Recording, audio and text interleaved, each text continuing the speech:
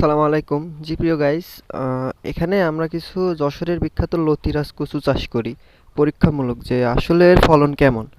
এই যে এখন ফল আসা শুরু হয়েছে, আল্লাহর মধ্যে খুবই বড় পরিসরে করার আগে একটু পরীক্ষামূলক দেখতে চাইছিলাম যে কেমন হয়। আল্লাহর মধ্যে ফলন খুবই ভালো, গাছের গ্রোথও খুবই সুন্দর। আর এই পাশে একটা ভিন্ন কচু, যেটা আমি মনে করছিলাম নিউটন কচু, তবে নিউটন কচু না।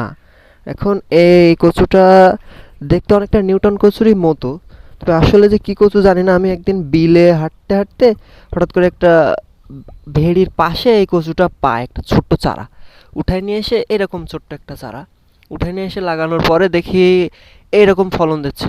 তো এটা আসলে কি কচু, যদি কারো জানা থাকে আমার একটু কমেন্ট বক্সে জানায়েন। এটার ফলনটাও খুবই ভালো। এটার রংটা নিউটন কচুর মতো হলেও এর ভিতরে একটা অন্যরকম দাগ দাগ আছে, যেটা অন্য কচুর ভিতরে নাই।